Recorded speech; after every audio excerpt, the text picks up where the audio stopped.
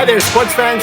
This is Playitright TV, and I'm Kinito Henson. Something big is coming your way because we only have one guest for this show. And Diane, this guest is super special.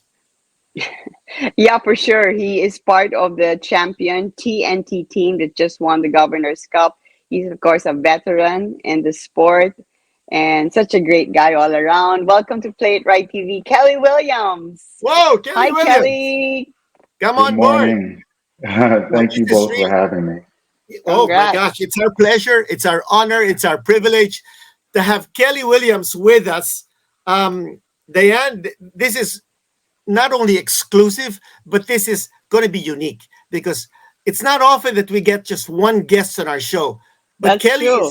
is a man who is very inspiring. And so we thought, not just coming off a winning a championship in the PBA Governors Cup finals, but also because of his journey. He's 41 years old. I understand he's just been signed to a one-year extension of his contract. But Kelly, maybe just a few words from you to start off our conversation. Yeah. Again, I'll go back to saying, the old cliche of how winning never gets old, and it definitely rings true. It is a far different feeling now and experience, maybe with this stage of my career and my life, but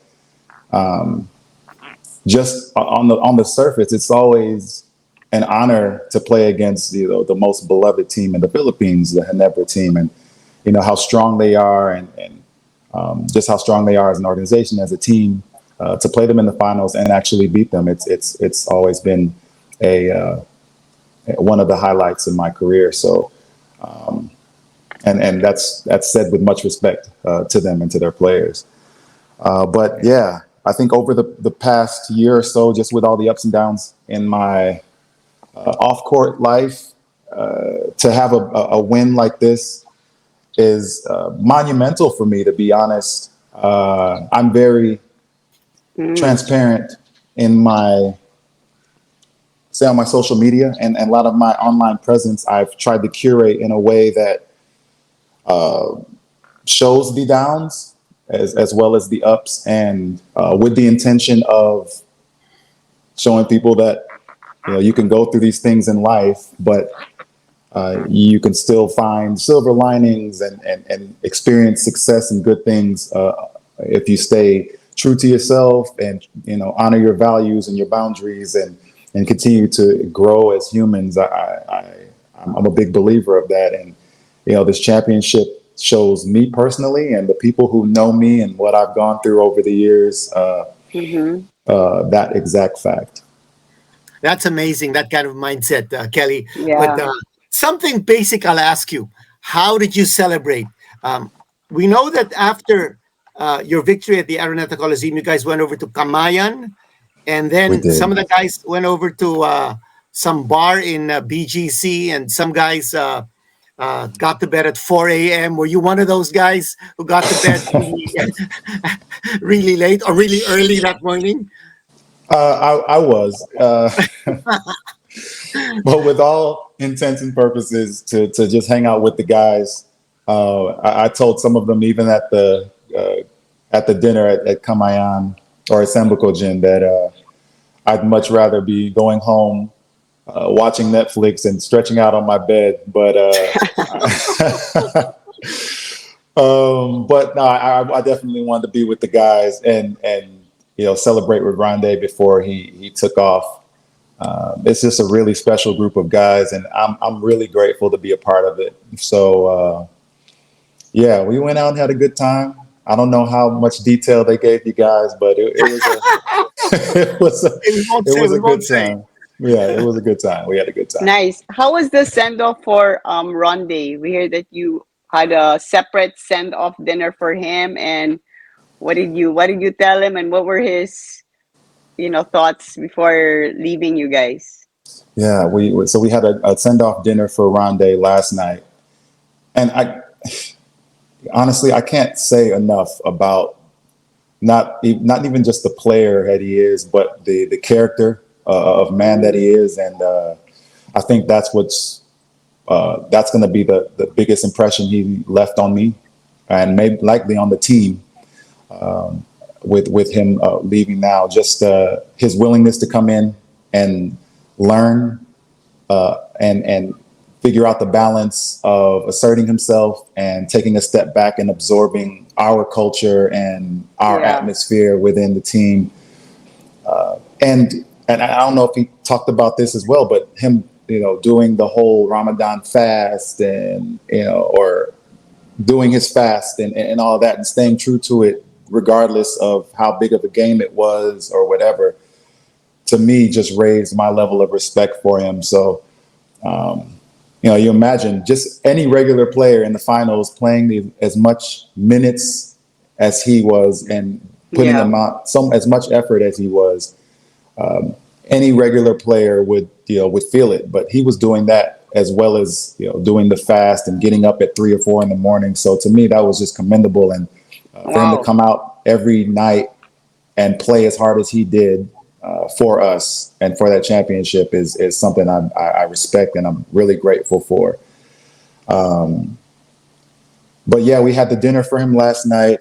And it was just like it always is around him and just around the team period. Just a lot of good vibes and a lot of jokes and laughing and everybody pretty much expressing to him thanks and well wishes.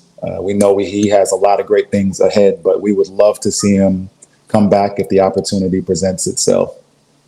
For sure. Well, talking about character, let's talk about your character, Kelly Williams. You missed 7 games in the playoffs because of that partial tear in your calf.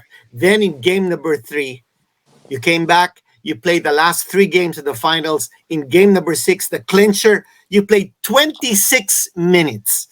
All right. And in the finals, you averaged 19 minutes and 23 seconds. That's a lot of time for someone coming off an injury.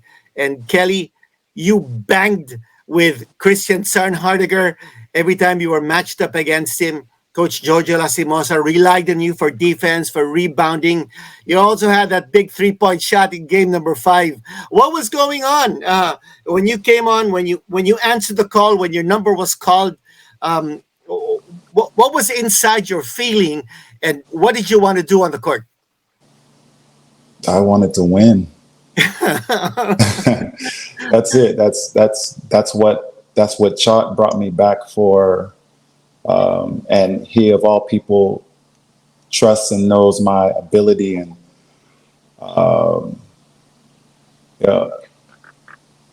it's weird when people talk about stats or watch my games nowadays. I get a lot of comments and people saying, you need to go back to how you played in Santa Lucia, and early on with talking text, and like over the years, I had to I would struggle with that. Because it does feel good to get the ball and score and all of that. But I realized over the years that my gift isn't offensive. It isn't offensive prowess. It isn't anything special on defense.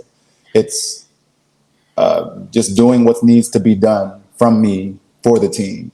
And over the years, as I embraced that, I think I raised my self-value as a player. And I think I'm able to make an impact in my position with that mentality. So, all I had to go off of when I got injured was, how do I get back? How quickly can I get back? And if coach trusts me, how can I make an impact in a way that benefits the team most? And we have scores. You see guys like Rande and Mikey, Roger, though unfortunately he went down in game 5. We got scores, Calvin, Poi. So what's needed from me is just to slow down, one of the best players in the Philippines, the best player of the conference, which was Christian Sanhardinger. And, even with him, the amount of improvement he's made with the raising of his position, with Japeth going down, he stepped up big, with LA going down.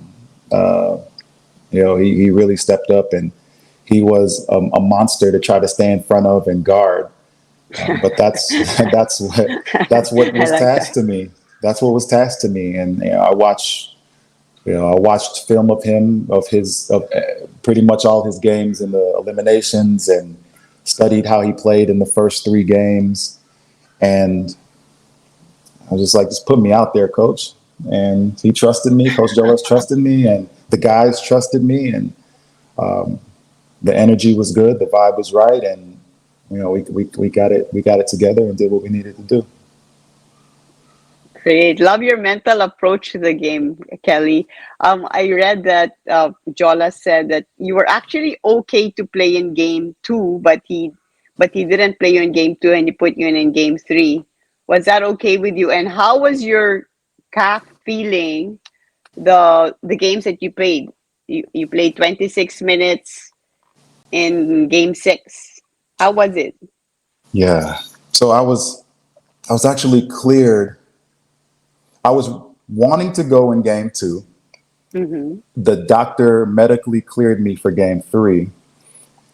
Oh, okay. And that's the game that I was hoping to get my feet wet and play a few minutes here. I was cleared for 10 minutes, I think, max. And Coach Jolas decided not to play me. And I did not take it well initially. If anybody saw me, I was at the end of the bench and like trying to keep my legs from like shaking and like just meditating. Um, because but that's just he knows that's just my mentality. If I'm able to go, then I want to go out and do whatever I can.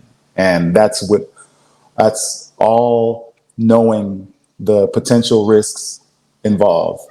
Right. So my calf, the whole time was maybe about 60 or 70% healed. And Okay. even the last 5 minutes of the game in game six, I looked over on the bench at Poi and gave him the eye like, hey, it's your time, young fella. You need to come out and get me because your kuya is hurting right now. So, but I think I did as much as I could, and it was the right timing. It was time for Poi and those younger guys to bring us to the promised land, so to speak. And that's my job here right now on this team is to lead, not only by example and speaking to the guys, but leading them into the position that I will leave behind once I'm done. So I'm really happy for a guy like Poi, to watch him grow even from the championship in the bubble in 21 and see how much he's just grown as a man and the way he's been able to control his emotional urges and things like that.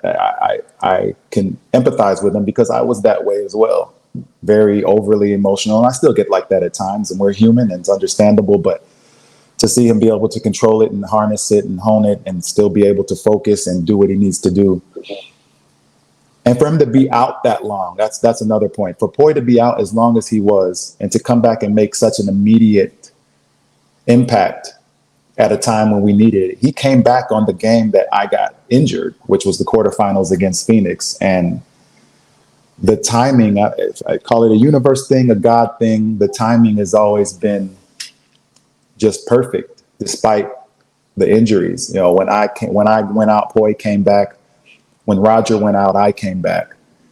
And that's just been the cycle and the pattern for our team. There's been downs, but we've always found ourselves up at some point on the backhand. And I think that's a life lesson. So, yeah, I'm just really proud of the guys. I could talk about each one of them individually, but I'm proud of Poi. I'm proud of all those guys. Mikey as well. He's been through a lot and having to deal with a lot of things, but he's been able to focus. And I can't even say enough about watching him grow since the bubble. So I'm really, like I said earlier, guys, I'm really just grateful to be part of all this and to see it and witness it before, the window closes for me. Well, that window's not going to be closing anytime soon. That's for sure, Kelly. You mentioned Poi. He missed the entire elimination games, and then he came back just in time for the playoffs and on the game where you went down. But just looking at this journey and what you went through, Kelly, um, in the eliminations, you shot 50% from 3 point distance and 33% from the free throw line. Can you tell us about the irony behind those numbers? Yeah. That's a rarity. You shot better from 3 point distance than from the free throw line. Can you believe it? Yeah. That's it's it's a weird thing. I don't know. You should see the shots that I shoot during practice. You know, if any of the guys are listening, they'd be laughing. I probably make more court shots than I do even threes. So I don't know what it is. I just got to be the further away from the hoop, I guess, the better I am. I don't know. Somebody's trying to tell me something like just stay away from the hoop. And Kelly, what about Coach Jolas, his first stint as head coach, winning it with him? What can you share about that? With Coach Joe, he was really thrown in the fire. He really was, and starting off as team manager and trying to understand the culture and the culture and the atmosphere that's been cultivated with our organization. I think it was something he had to adapt to, which was a task in itself, and then having to be put into the driver's seat, so to speak, with the arrangement with Coach Chot. He really had to fast track things like building relationships and bonds with individual players and understanding schemes, finding balance with the coaching staff, hearing from me and my criticisms and opinions, which can be strong at times. Yeah, he really had to find balance. But I think really throughout the whole conference, it was that way. And we all had our frustrations. I know he had his frustrations with us, and it was. But that's the game. That's the game. That happens in families. That happens in relationships. If you stick to one common goal and you working towards it, there's gonna be ups, there's gonna be downs, there's gonna be disagreements, there's gonna be arguments, but we all stay true to the common goal of we're just here to win. So even up until the finals, there were misunderstandings, miscommunications, but at the end, he found what worked, and that's commendable. And I told, when that buzzer sounded in Game 6, I hugged him and told him, thank you for trusting me and for everything that he's done for our team. That's a good thought that you brought, that despite the differences that may happen, if you just stick to the common goal, that's really good. Yeah, absolutely. That's a life thing. That's a life lesson. That's what I love about basketball. So much of its principles can be translated and brought over to everyday life, which has helped me tremendously. Kelly, you mentioned things that worked for you in the finals. If you could put your finger on the one thing that really worked for TNT in securing this victory, let me give you some factors. 3-point shooting, setting the pace, forcing turnovers and limiting your turnovers, rebounding, defense. Which of those 5 factors do you think had the most impact in creating that victory for TNT? I gotta go with Mikey Williams.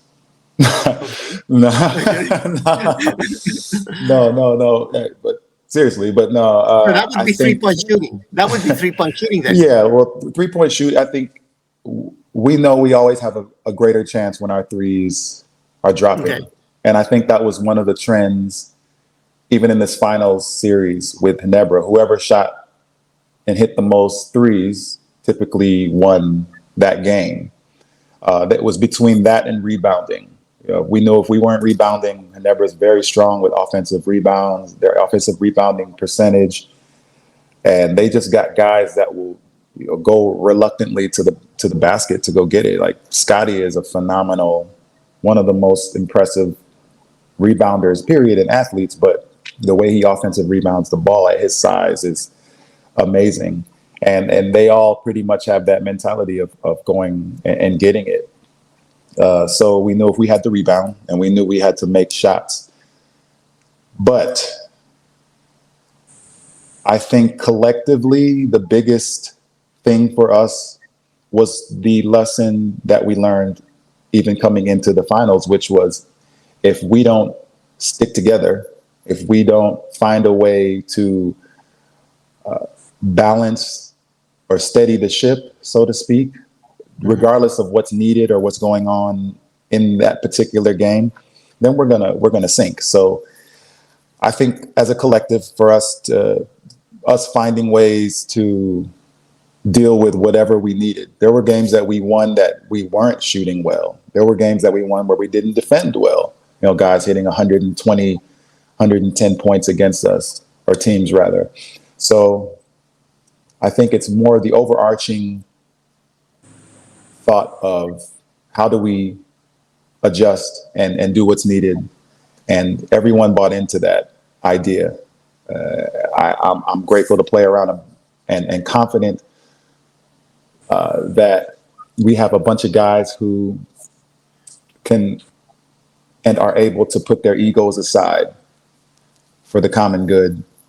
And in all of my championship teams, that's been the case. Going way back to Jimmy Alapag and Harvey Carey and Jared Dillinger, Randall Del Campo, Larry Fonashare, Ali Peak. All these guys are just, you're talking about some high character guys that could easily, justifiably so, have the hugest ego, but are willing to put it aside. And that's what I learned from those guys in those early years, my early years with Talking Text. And when you have a group of guys that are, or a group of people who are willing to put aside their own individual agenda for the greater good, you're going to do something special. And that's what I think we show throughout this finals. Nice. So going into Game 6, you had won 2 in a row, and you won 3 in a row to clinch it. Did you guys, before that Game 6, were you guys saying like, "Come on, we got to do it now"? Like it's knowing Ginebra, their fighting spirit, the crowd. How were you guys like how determined were you to not let the series extend? Because I think that was also critical. Yeah, that was priority one when we came into the locker room after Game 5. Ginebra hadn't lost 2 in a row. I don't know when the last time they lost 2 in a row. So to beat them 3 times in a row would be like David and Goliath all over again, right? But we knew, at least the guys that have been around, like myself, Ryan Reyes, Jason Castro, Randall Del Campo, like the guys that have been in it, we know that if we don't, that Game 7 is going to be a monster that none of us want to face, honestly, because it's very unpredictable. Like the game is already unpredictable, but when you get to a Game 7, there's no momentum, and if there is, it's going to be on a Ginebra side because they had won Game 6, right? So that was one of the first things I said when we got into the locker room after Game 5. Like, yeah, let's feel good about this, but hey, we got to end this Friday. We do not want a game. There isn't. Get it in your mind now. There is no Game 7. There is no lifeline. Right. So I'm really glad we all responded to the call. And what a Game 7 that was, or Game 6 that was. All the way up until Rondé's free throws, making up for the overtime loss off his missed free throws. It was just a fitting end. So, yeah. Kelly, can you just share with us some lessons on how to set a pick, because you set, I think, the meanest pick in the PBA without ever getting called for an illegal pick. And this is a call that's often been made. Guys can't seem to put their feet planted on the ground and keeping their body still when they set a pick. But you do it so well. Can you just advise some of the players who are watching us right now how to set a pick without getting called for a moving pick or an illegal pick? Well, Canito, first, I'd have to tell you, if there are any players watching this that I have set a pick on, they'll tell you it's not legal. And I've been Oh my God. I've been called for a couple of illegal screens, but I don't, obviously I'm not trying to set illegal screens. I try to set solid screens. And one of the biggest things that you can do, first of all, is to make contact. I think that's where a lot of guys fail to set or fail to make the screen effective. If you're not making contact or hitting on the screen, then you're not allowing your guard or whoever's coming off the screen, opportunity to read and figure out what he wants to do, whether it's shoot or whatever. So the whole purpose, first of all, is to make contact to give space to whoever you're screening for. Second is it's timing. I think that's pretty much it. Making sure you're not moving before it's legal to, not holding, which I've done at times. But you also have to go, well, there's tactic to it in a way where, depending on how the refs are calling the game, that's just how it is. Sometimes the refs let little things like the extra hold or the early turn. You just got to read it out, and that's really what I'm probing. I've been in here long enough to understand, like, you got to probe and push your boundaries. That's the kid in me, to want to push all my boundaries and see how far I can actually go. Okay, they're calling this now. I can't turn early, so let me adjust. But my whole purpose is, how can I get Mikey open? How can I get Roger open? How can I get Jason? And then we adjust from there. Well, before we end this very interesting conversation, Diane and I have 4 questions for you, what we call quick fire questions. And this will just require one quick answer from you. Diane, Okay. Let's start it off. First question, your most memorable PBA moment. Ooh. Most memorable PBA moment. Ooh. Oh, no. I got to say first championship with Santa Lucia. Most memorable. Okay. Right. Kelly, okay, my question is, the toughest PBA player to defend ever for you? JuneMar Fajardo. Okay. Yeah. Big monster. Yeah, him or Kerby Raimundo. Those two were two of my top. I hated guarding Kerby Raimundo. He eventually became my favorite player. Yeah. You might want to put in Christian Sanhardinger now in your later Christian's list. up there.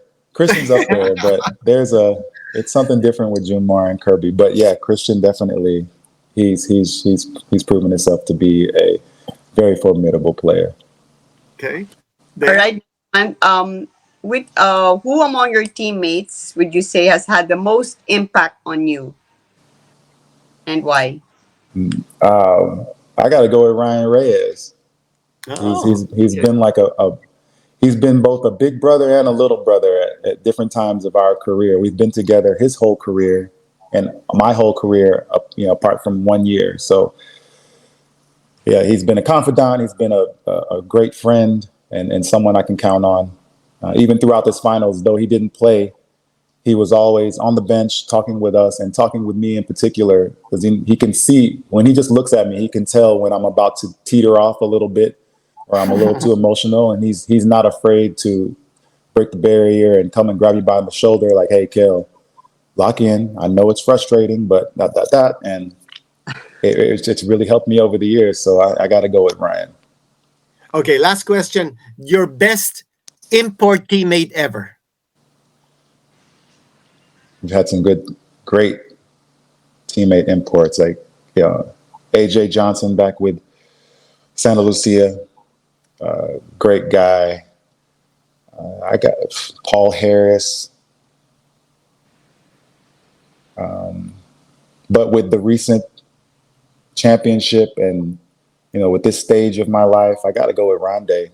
The way he was able to come in and, like I said, not just establish his authority, or he could easily just been like, I'm an NBA player and blah, blah. And it's his resume shows it. His gameplay would justify it.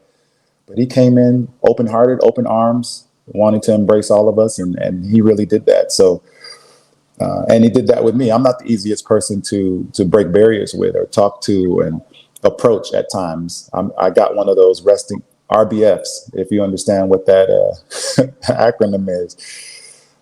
So I can be intimidating sometimes for guys to approach and try to get, even friendly with at times, especially on the court. But he embraced me and got to know me on a deeper level. We talked a lot about spirituality and life, and most of our conversations had nothing to do with basketball. And those are the type of things I appreciate. And, I feel like I've met one of those guys that I want to be connected to for life, just for, just I can just hit up or call anytime. And I think that's the impression he probably left on all of us and on our team. And so I got to go with Rondé, but I've had some great import teammates. Like I said, Paul Harris is another one of those guys who just personable and approachable. And I've been honestly throughout my career just really blessed and fortunate to be around some high character, good character guys. And all of them have impacted my life on a deeper level than basketball at different stages. So I'm just grateful for this game and this organization and these opportunities I get. Well, I think, Kelly, you've impacted the lives of so many people. You've been an inspiration. Just through your journey, you had your bouts with the blood disorder that cut short your career. You retired, you unretired, and then you came up with a very, very inspiring book called Rising Higher. And that book is still available, by the way, for all PBA fans to know and appreciate the story behind Kelly Williams. But Kelly and Diane, maybe we can ask Kelly for your parting message, your parting shot before we close this very interesting conversation. Kelly, the floor is yours. Well, first of all, Kenito and Diane, I just want to say thank you again for not only having me on again, but for what you're doing here and allowing fans and people to see other sides of players and athletes and coaches just in a different light, and just bringing light to the world in general. That's a big thing. It's a positive thing, and I'm very supportive of those types of movements. So thank you for allowing me to be a part of it here this morning. Again, the common denominator for me nowadays is I'm just grateful. I'm grateful for my team. I'm grateful for the organization. I'm grateful to the PBA for allowing me to leave and come back so many times. I'm grateful for our fans. The messages that I get is just overwhelmingly positive and supportive over the years. And even fans from other teams. I got messages from Ginebra fans just filled with positivity and good camaraderie and sportsmanship. And this is why we play. This is that type of stuff, that type of sportsmanship and just enjoyment. And I'm grateful to experience that in this stage of my career. Again, I just want to put out from myself good things into the world, positivity, light, and good energy, good vibes. And I'm going to continue to try to push that. And I'm sorry if you go to my social media and it's not all about basketball, but my life and our lives are much bigger than any one thing. And I just want to shed light and love and good energy that's it. I think that's just my purpose in life. So I thank you all for having me this morning, this day, and allowing me to do a little bit of that today. It's kind of made Well, my day. thanks very much. And Kelly, we certainly appreciate you. You've been an inspiration. You will Thank you. continue to be an inspiration to all PBA fans and everyone. I, Thank you I'm both. I love this quote. I just saw it on your Instagram. It said, "Just when the caterpillar thought the world was over, it became a butterfly." I love that. So thank you for inspiring us. I'm inspired by you, man. I'm inspired by y'all. So I appreciate you both. Congratulations again. Enjoy it. Thank you. I will. I will. Thank you so See you, much. Kelly. Congratulations again. And thanks All right. for coming on Thank to our you. show. Thank you for Thank you. having me. Thank Kelly you. Williams, the machine gun. What a Well, you guy. know, Nice. that guy, he was the first overall draft choice of the PBA in 2006. And in that draft, there are only three players still active: Kelly Williams, Arwin Santos, and L.A. Tenorio. And there Oh, were 23 players who were drafted that year. Can you believe it? This guy was a former Rookie of the Year. He was a one-time MVP, and he has won 8 championships. He has played for the Philippine team many times, 2 FIBA Asia Championships, 1 Asian Games. He played in the recent FIBA World Cup Asia qualifiers. I mean, he has done it all, and he continues to inspire. Such a great man, and what an asset to the PBA. for sure. Champion on and off the court. Kelly Williams, maraming salamat. And more power. I think he's gonna go. I think he's gonna push it a couple more years, huh, Kenito? For With sure, that yeah. kind of good mindset. Well, Well, thank you. yeah. Thank you for all the viewers. Diane, let's remind them again about liking and sharing and subscribing. Like, share, subscribe, please, to Playitright TV, and let your friends know who we talk to. Let us know what you would like us to talk about or who you'd like us to talk to, and share with us some feedback or give us your comments. We'd love to hear from you. And please also go to playitright.com to scout some products that you may want to purchase for yourself and your family. Sports and fitness products, world class brands for sure at great prices. There you go. That's playitright.com. And Diane, I thought I was very inspired when Kelly said that the work that we do here on Playitright TV to bring the other side of the athletes and to make their feelings known, for them to be able to share what's in their minds, not just as athletes but as persons. Yeah. And this is a mission that we have here because we always try to play it right. Until next time, Diane Castillejo, thank you for joining us. See you next time. Janita Henson saying, At play it right all the time.